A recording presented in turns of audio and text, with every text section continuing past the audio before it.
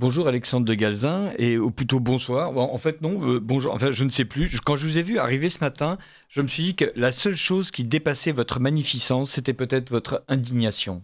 Merci Richard, sans surprise, vous avez vu juste. Aujourd'hui je suis très énervé, mais plus spécialement contre Nicolas Sarkozy. Mais Alexandre, vous pouvez pas nous parler de Nicolas Sarkozy chaque semaine? Et pourquoi pas? Vous avez eu bien 10 minutes de temps d'antenne hebdomadaire pour Emmanuel Macron de votre côté. Et puis, je vais vous dire, CNews, eux, ils en parlent bien 6 heures par jour de Nicolas Sarkozy. Alors, pardon d'en rester à mes lubies, chers auditeurs, mais je voudrais quand même rappeler que Nicolas Sarkozy, en plus d'être un traître à la France, manœuvrait quand même pour blanchir un djihadiste responsable de la mort de plus de 50 Français pour faire financer ses affaires. Enfin, ça, c'est quelque chose que j'affirmerais haut et fort si jamais j'avais le droit, mais comme j'ai pas le droit, je vais me contenter de le qualifier d'infâme crapule. Crapule peut-être, mais depuis quelques jours, j'ai une grande nouvelle à vous faire. Le cirque de Najib Boxa a rouvert ses portes et vous accueille tous sous son grand chapiteau.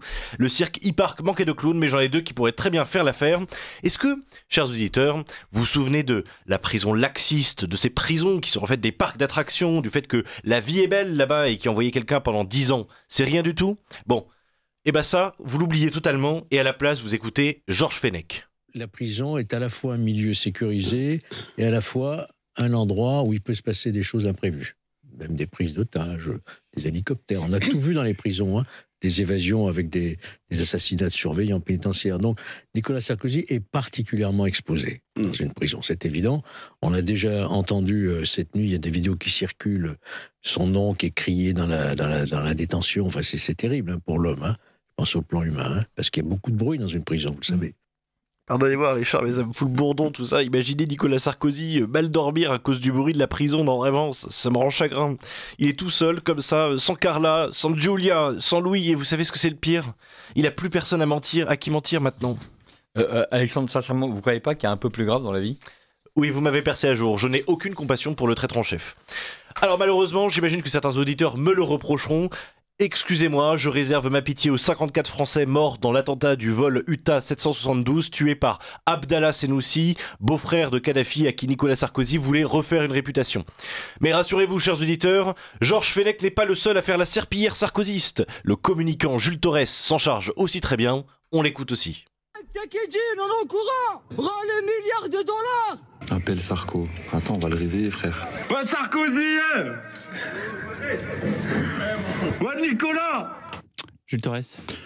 Oui, voilà la réalité de la prison. Voilà pourquoi c'était scandaleux d'envoyer un ancien président de la République en prison. Voilà pourquoi Nicolas Sarkozy n'avait rien à faire dans cette prison-là. On va pas refaire le procès, mais dans une prison, moi je suis peut-être un profane, hein, un béotien, je pensais qu'on mettait que les gens qui représentaient un danger pour la société, que les gens qui pouvaient récidiver, je crois pas que Nicolas Sarkozy puisse récidiver dans cette affaire du financement libyen, je crois pas qu'il représente un trouble à l'ordre public, je ne crois pas qu'il représente un danger pour notre société.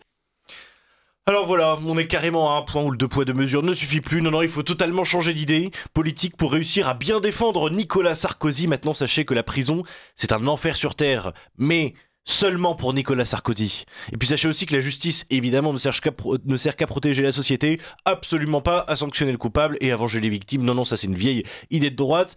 Bon, évidemment, dans ce cas, autant oublier très vite l'idée de la peine de mort. Mais ça, bon, à la limite, pourquoi pas? Non. En fait, je vais vous dire, si le type a une bonne tronche, si c'est un ami de Pascal Praud, autant le laisser tranquille. Alors, je voudrais donner un conseil à tous les délinquants en col blanc, les fraudeurs, les menteurs, les corrompus et les sales types en tout genre. Offrez-vous un dîner avec les bonnes personnes et je vous garantis que tout le monde prendra votre défense et pleurera beaucoup. Achetez-vous des amis avec le mauvais argent, disait l'évangile. Mais enfin, Alexandre, l'emprisonnement de Nicolas Sarkozy est une honte pour la France. Comment la fonction présidentielle va-t-elle se relever de cela? Henri Guénaud, sortez de ce corps, va des rétros, Fantomas. Mais pour répondre à votre question sur comment la fonction présidentielle va se relever de ça, j'ai une suggestion, peut-être en arrêtant les affaires de corruption entre la fonction présidentielle et les terroristes libyens en échange de financement de campagne. Voilà, ça c'est mon idée. Et puis, vu là où Nicolas Sarkozy avait mis la fonction présidentielle, vu la tronche qu'elle a aujourd'hui avec Macron, je suis pas sûr qu'on ait beaucoup plus l'abaissé en plus récemment. Bon, et pour finir avec cette déplorable affaire au dernier degré, je citerai l'excellent Pierre Sautarel, donc F de souche. Je cite, tu remplaces Nicolas Sarkozy par Karim le dealer et CNews te sort ce matin mot pour mot des arguments anticarcéraux de Mediapart. Toute l'année, la prison c'est le Club Med et là d'un coup ça devient un cachot. Quand c'est pauvre, il faut l'enfermer pour l'exemple. Quand c'est impuissant, l'incarcération doit rester l'exception. Aucune colonne vertébrale, c'est minable. Et effectivement, c'est minable, et je finirai moi-même par cette citation. Quo suetandem abutere Sarkozy patientia nostra. Oui, effectivement, ça tombe ad hoc et ad consequentiam. Je dirais que c'est sans doute bien fait pour ce sale typographe. Sans aucune tradition, Alexandre, nous n'avons pas eu de piqûre de rappel sur les dernières actualités de Manuel Valls. Effectivement, et de son côté, à l'ouest, rien de nouveau sous le soleil. La traîtrise se passe bien, l'ancien ministre des Outre-mer d'Emmanuel Macron a fait une de ses déclarations dont lui seul a le secret juste après avoir quitté le gouvernement, en affirmant que, je cite, le macronisme a été la négation du politique. Alexandre, excusez-moi de vous interrompre, mais une information cruciale vient de tomber. Marine Tondelier sera candidate à la présidence de la République en 2027. C'est vrai ? Ah bah merci Arnaud, mais avec tout le respect dû à votre fonction, hein, vous n'imaginez pas à quel point les auditeurs et moi-même, on s'en tape. Vraiment, Marine Tondelier, ça n'intéresse personne, mais personne. Elle fera 1% des voix, donc on va pas prendre plus d'1% de cette chronique pour elle. Je disais donc, Manuel Valls, oui, alors on lui souhaite un bon retour à la vie civile en attendant son prochain ralliement à un parti politique quelconque. Cette enflure en vaut bien d'autres enflures, comme par exemple Gérald Darmanin, qui s'est récemment converti à l'esclavagisme. On l'écoute. L'immigration en soi, il en faut dans un pays, et heureusement qu'il en faut en France. Qui ramasserait les pommes, qui ramasserait les légumes dans le Vaucluse, qui construirait les bâtiments et qui fait le ménage ? Prends garde à toi, Soliman le Magnifique, Voltaire, dans ton panthéon trop petit pour tes méfaits. Méfie-toi, car Darmanin l'esclavagiste est là, prêt à te voler ta gloire. Car oui, les migrants, comment on fait pour exploiter les Uber Eats, pour casser les prix du travail en cuisine, pour avoir des ouvriers agricoles dans nos champs de coton ? Non, vraiment, je préfère encore qu'il aille voir Nicolas Sarkozy pour lui chanter des berceuses et lui faire des câlins, Gérald Darmanin, ça ira mieux. Et puis bon, dans un autre style, alors ça c'est son côté à elle, le gouvernement perd pas la main sur les âneries, car Rachida Dati, ministre de la Culture, s'est longuement penchée sur le sujet des joyaux qui ont été volés au Louvre. Alors, vous en avez forcément entendu parler, chers auditeurs, nous en avons même pas mal parlé sur cette matinale, effectivement. Les humiliations s'enchaînent, alors on va pas se réjouir. Un seul instant de cette navrante affaire, les types ont quand même débarqué avec un monte-charge devant un bâtiment sans que personne leur dise rien. La vie est belle et on n'a toujours aucune information sur eux 5 jours après. C'est pas qu'ils sont trop forts, c'est vraiment que le gouvernement est trop nul. Alors, Rachida Dati a parlé ex cathedra pour dire quelque chose qui m'a beaucoup rassuré à titre personnel. Pour le coup, je vous le confie, chers auditeurs, en fait, tout va bien. On s'est quand même fait voler 8 bijoux du patrimoine français, mine de rien. Peut-être, Richard, peut-être. Mais selon Rachida Dati, je cite, le dispositif de sécurité du Louvre a fonctionné.